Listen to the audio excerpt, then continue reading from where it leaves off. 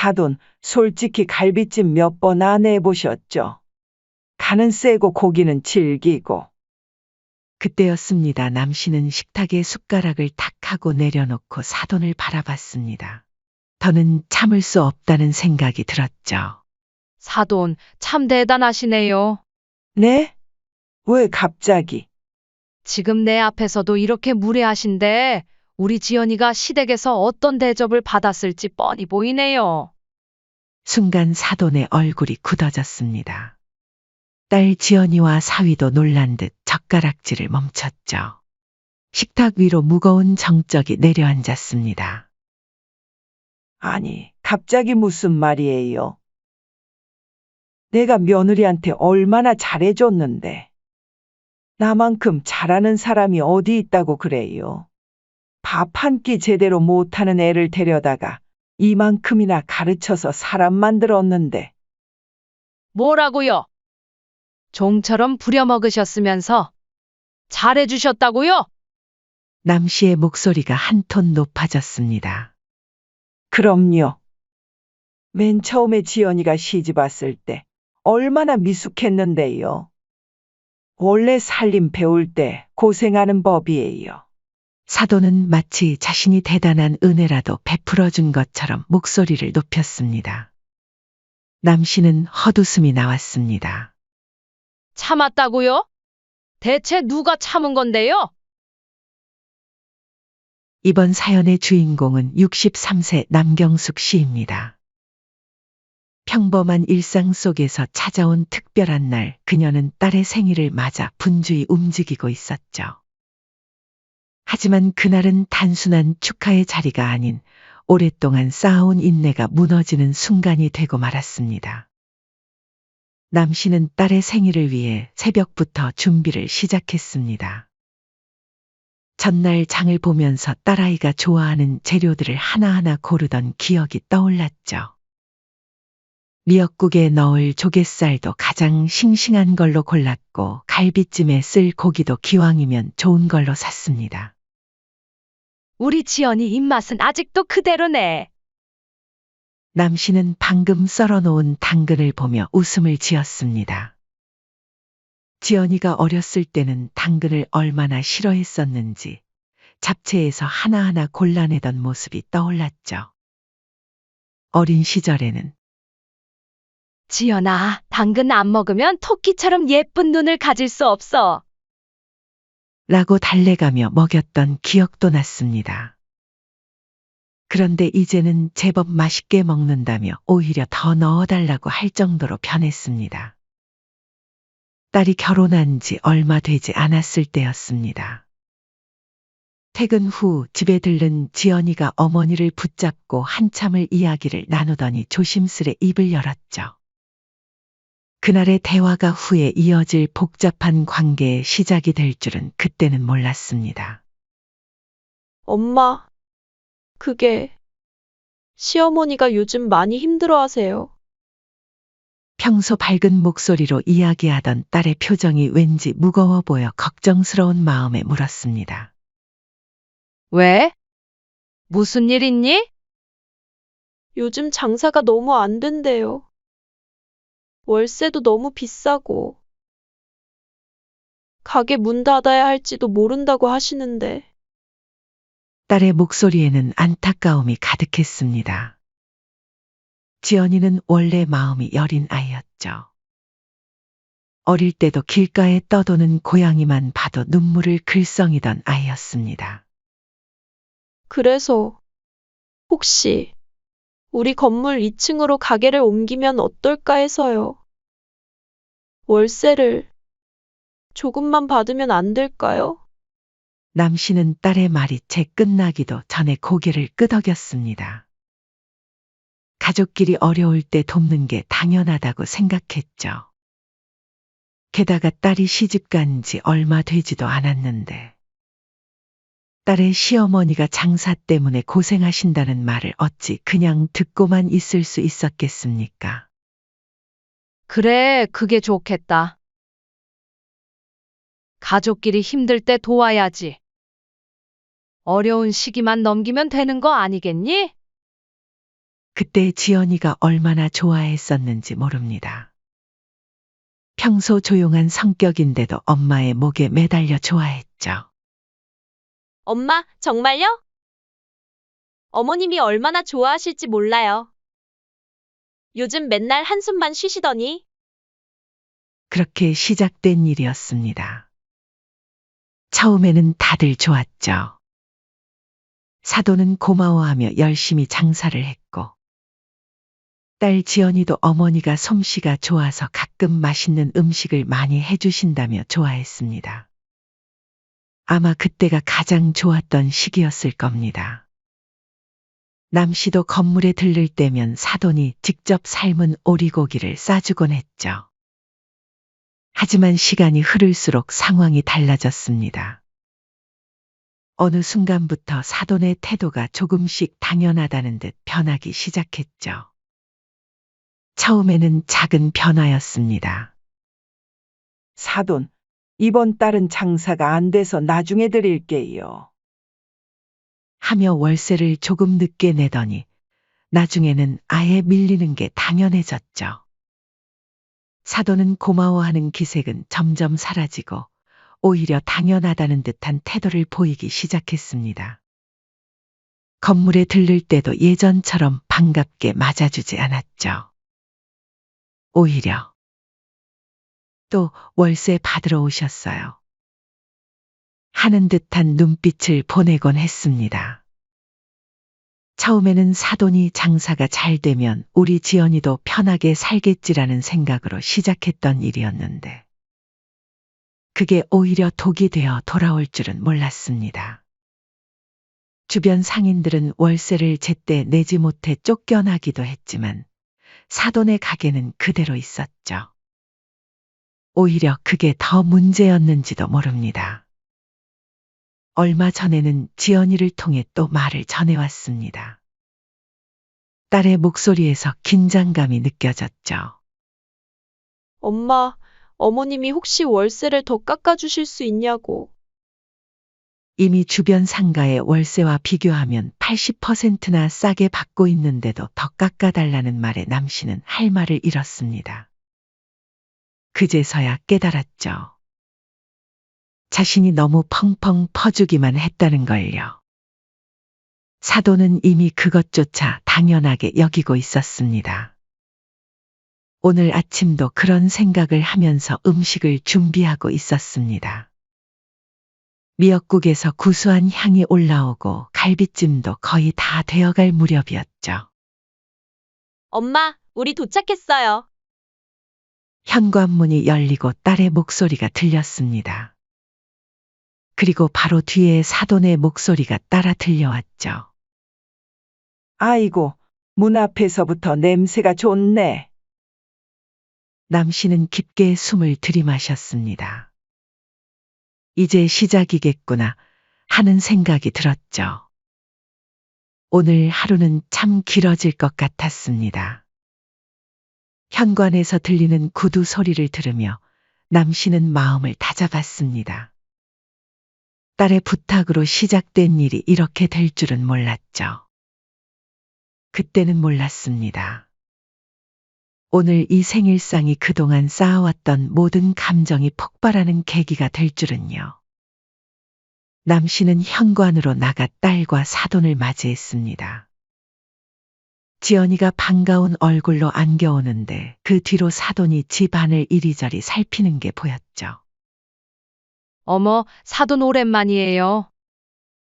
그런데 어쩐 일로 지연이 생일을 집에서 보낼 생각을 하셨어요? 요즘은 다들 외식하지 않나? 첫 마디부터 시작이구나. 남씨는 속으로 깊은 한숨을 내쉬었습니다. 사돈의 말투에는 늘 이런 식의 살살 긁기가 있었죠. 겉으로 보면 그저 한마디 거둔 것 같지만 듣는 사람 속은 쓰리게 만드는 말들이었습니다. 사돈의 이런 말투는 아직도 적응이 되지 않았습니다. 매번 가슴 한구석이 불편해지는 걸 어쩔 수 없었죠. 특히 오늘같이 딸의 생일에는 더욱 그랬습니다. 아니에요, 어머니. 저는 이렇게 엄마가 직접 해주시는 음식이 최고예요. 지연이가 얼른 말을 보태며 분위기를 바꾸려 했습니다.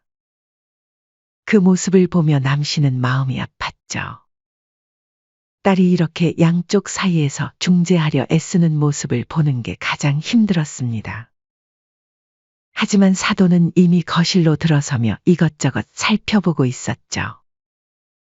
남씨는 속으로 오늘 참 하루가 길겠구나 하고 이를 악물었습니다. 지연아, 커피 한 잔 타다 줄래? 난 설탕 반 스푼만 넣고 연하게 타는 게 좋아. 아, 그리고 물은 너무 뜨겁지 않게. 지난번에는 혀를 댈 뻔했잖니. 마치 자신이 이 집의 주인인 양 딸에게 심부름을 시키는 모습에 남씨는 속으로 어이가 없었지만 딸이 괜찮다며 손짓을 하자 애써 참았습니다. 그리고 지연이는 어머니의 기분을 살피면서도 시어머니의 눈치도 봐야 했기에 얼른 부엌으로 향했죠. 그 모습이 안쓰러웠던 남씨였습니다. 한편 사돈은 소파에 앉아서도 쉬지 않고 말을 이어갔습니다. 커튼이 촌스럽다느니, 화분 위치가 풍수에 맞지 않다느니, 말끝마다 자신의 집과 비교하며 은근히 깎아내렸죠. 아마도 자격지심이 있는 듯 보였습니다. 딸이 커피를 타서 내오자 사돈은 한 모금 마시더니 또다시 입을 열었습니다. 어우, 지연아. 우리 집에서 타주는 커피 맛이랑 다르네. 원두가 싸구려인가? 너도 알겠지만 난 원래 깊고 진한 맛을 좋아하는데 이건 좀 연하네. 사돈, 우리 집에서 쓰는 원두가 있는데 구하기 힘든 거라서 드셔보셨을라나 모르겠네요. 칭찬하는 척하면서 은근히 깎아내리는 그 말투에 남씨의 속이 부글부글 끓기 시작했습니다. 지연이의 표정이 순간 굳어지는 게 보였지만 이내 억지 미소를 지었죠. 늘 그랬듯이 말입니다. 잠시 후 남씨가 정성껏 차린 생일상이 거실 테이블에 올라갔습니다. 아침부터 준비한 갈비찜은 윤기가 자르르 흐르고 잡채는 당면 하나하나가 살아있는 듯했죠. 전과 미역국, 밑반찬까지 푸짐하게 차려진 상을 보더니 사돈은 이번에도 어김없이 칭찬과 트집을 동시에 잡아냈습니다. 어머, 이렇게 다 직접 하셨어요. 이거 잡채도 직접 하셨구나? 저는 보통 표고버섯을 더 넣는데 색감도 좀 더 화려하게 하면 좋을 것 같아요. 당근은 좀 더 가늘게 썰고 오이는 채 썰 때 씨를 빼고. 이쁘면 좋으니까요. 음식은 눈으로도 먹는다잖아요. 미역국도 저는 국을 조금 더 짜게 먹는 편인데 사돈은 싱겁게 드시나 봐요. 건강엔 그게 좋긴 한데 너무 싱거우면 맛이 없잖아요. 이뿐만이 아니었죠. 지연이가 잡채 맛을 보려고 수저를 들자 사돈이 또다시 한마디를 보탰습니다. 지연아, 남편 숟가락 먼저 올려줘야지. 여자가 내조를 잘해야 남편한테 사랑받지. 안 그러니? 사돈은 거기서 그치지 않고 말을 덧붙였습니다. 아이고 사돈, 지연이 정말 귀하게 키우셨나 봐요.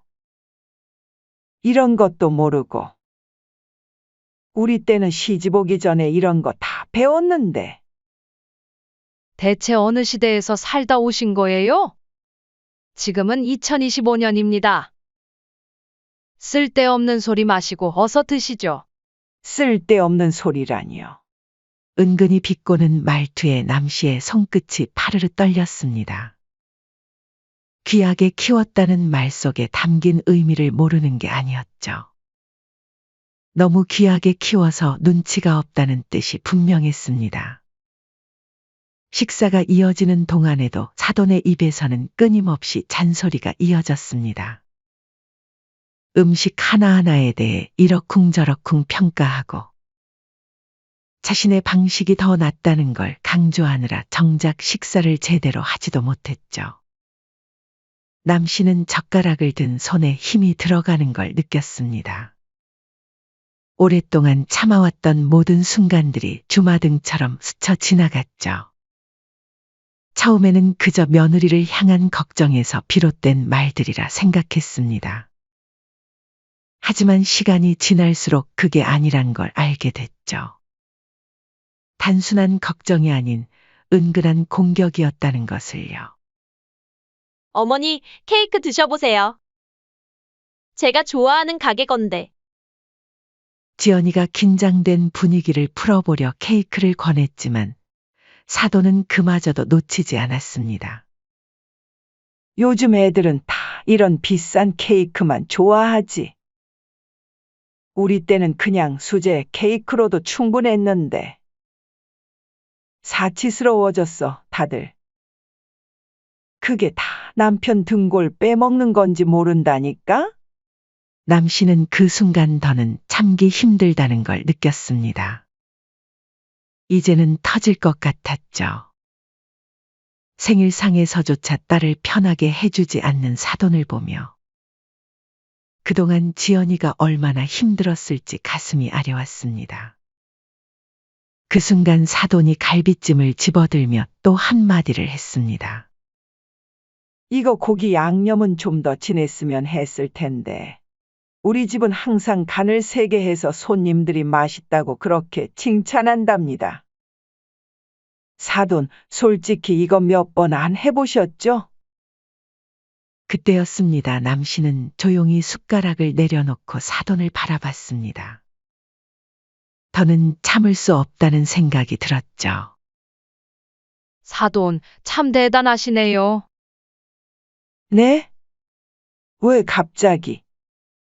지금 내 앞에서도 이렇게 무례하신데 우리 지연이가 시댁에서 어떤 대접을 받았을지 뻔히 보이네요.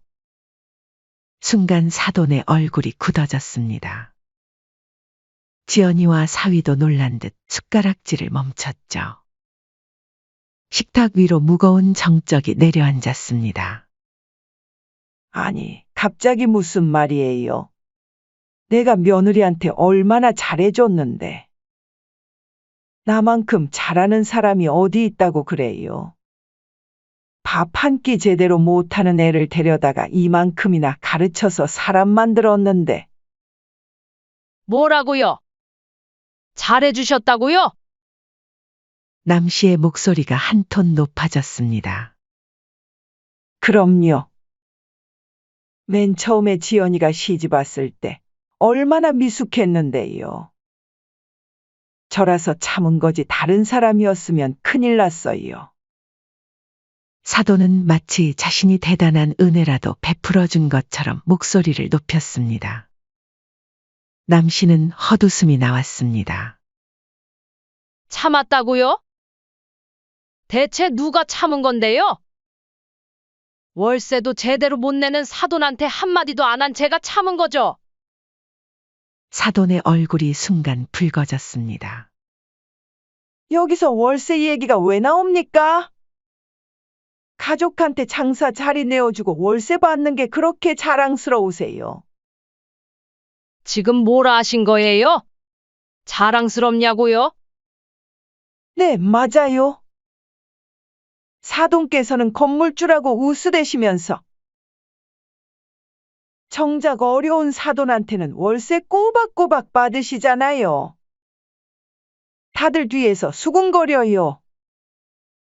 사돈 보고 인심이 박하다고. 순간 남 씨의 눈앞이 하얘졌습니다. 오랫동안 참아왔던 모든 감정이 폭발했죠. 어려우시다고요? 그러면 제가 그동안 얼마나 배려했는지 한번 정리해 볼까요? 남 씨는 숨을 깊게 들이쉬고 차분히 말을 이어갔습니다. 이제는 모든 것을 다 털어놓아야 할 때였죠. 첫째, 주변 시세의 20%도 안 되는 월세로 몇 년간 장사하게 해드렸죠. 주변 상가들은 다 시세대로 받았지만 사돈이니까 특별히 배려했습니다. 둘째, 밀린 월세도 매번 봐드렸고요. 장사가 안 된다고 하실 때마다 한 달, 두 달씩 미뤄드렸죠. 셋째, 건물 보수공사도 제가 다 했습니다. 다른 세입자들은 자기 돈으로 수리하는데 사돈은 매번 제가 해드렸죠. 사돈이 말을 끊으려 했지만 남씨는 멈추지 않았습니다. 거기다 지연이가 매번 시댁 일 도와준 것도 모자라서 명절 때마다 음식 준비해 손님 접대해. 우리 딸을 그냥 종처럼 부려먹으셨죠. 제가 그동안 딸이 말려서 참은 거지 저도 할 말 많습니다. 아니, 그게 무슨? 남씨의 목소리가 떨렸습니다.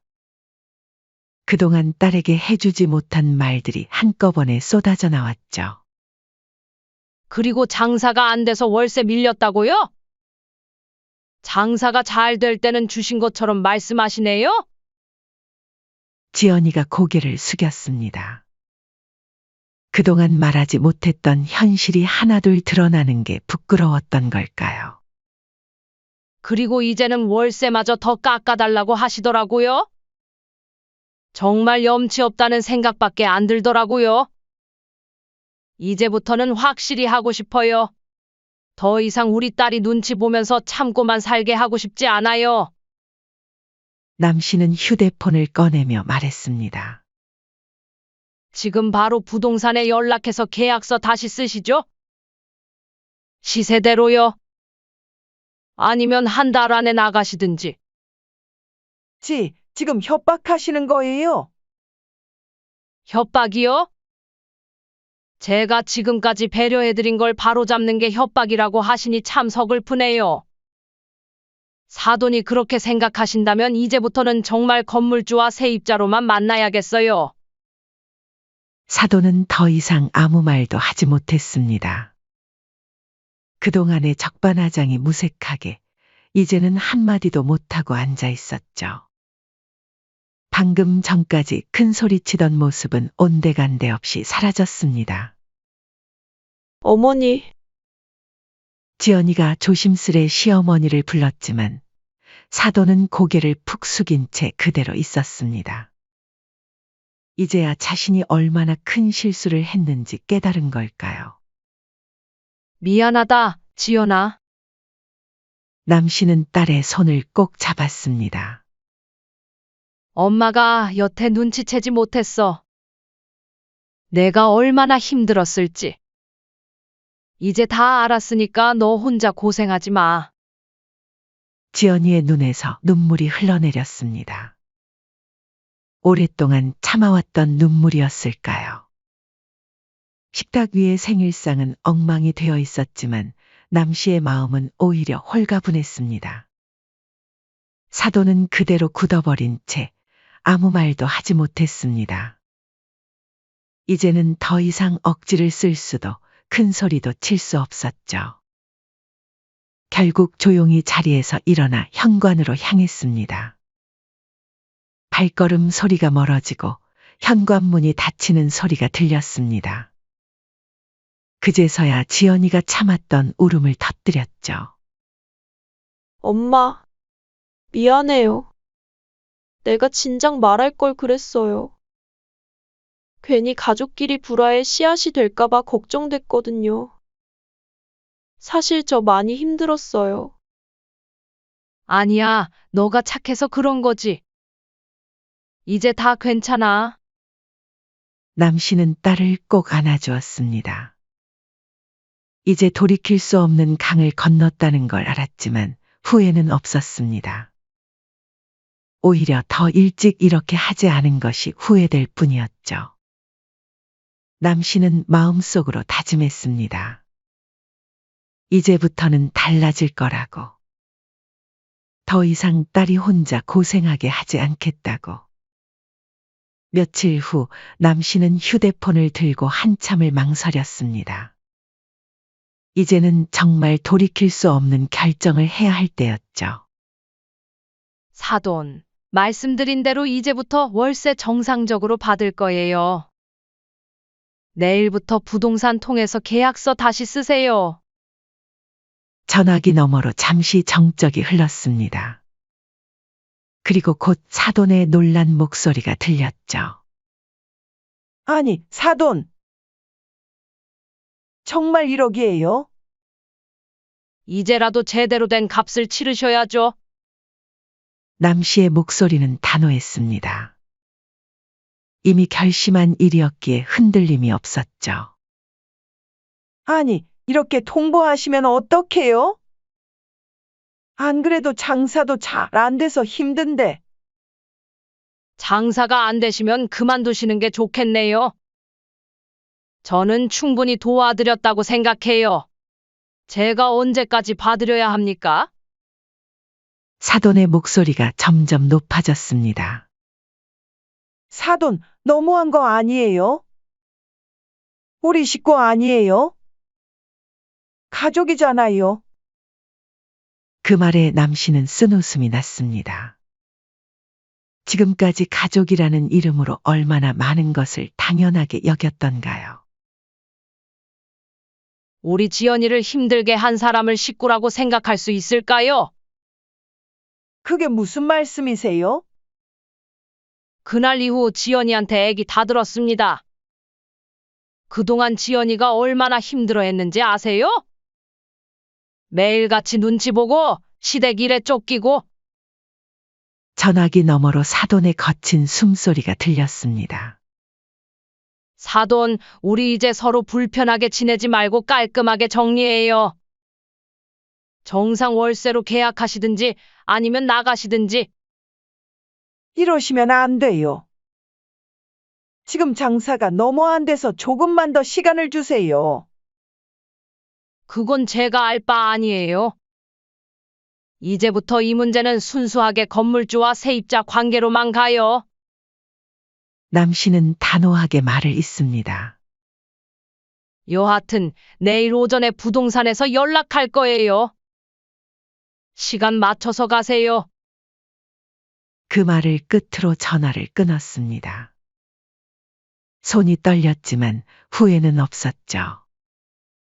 오히려 더 일찍 이렇게 하지 않은 것이 후회스러웠습니다.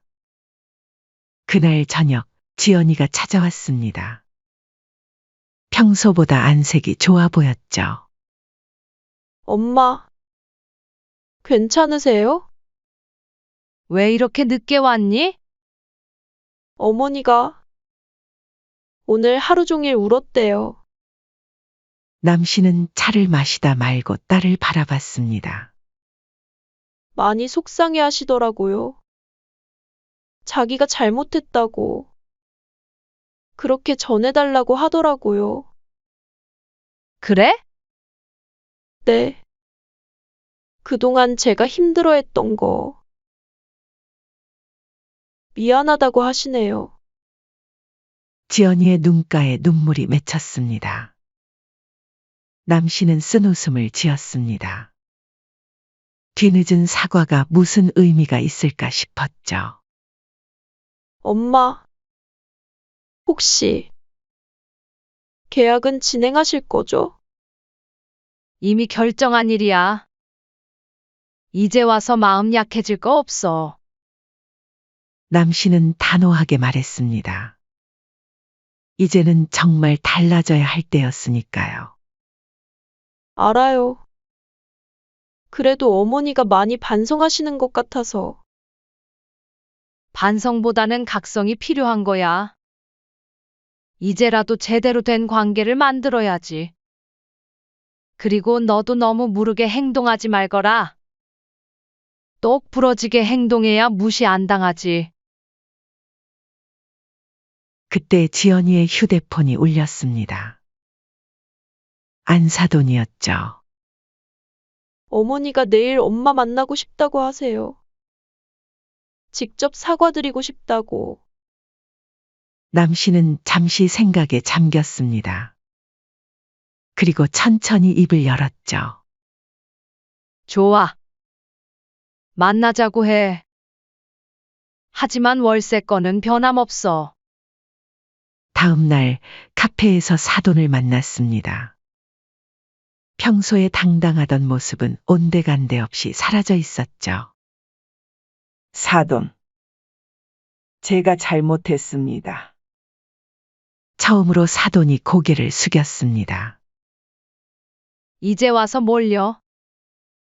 정말 죄송합니다. 제가 너무 이기적이었네요. 지연이한테도, 사돈한테도. 이제야 그걸 아시네요. 지연이가 얼마나 힘들어 했는지. 이제야 알겠어요.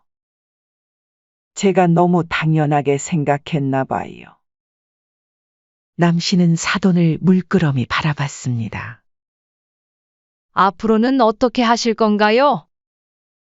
정상 월세. 당연히 내야죠. 그동안 너무 많은 걸 받기만 했네요. 그것만이 아니에요. 네?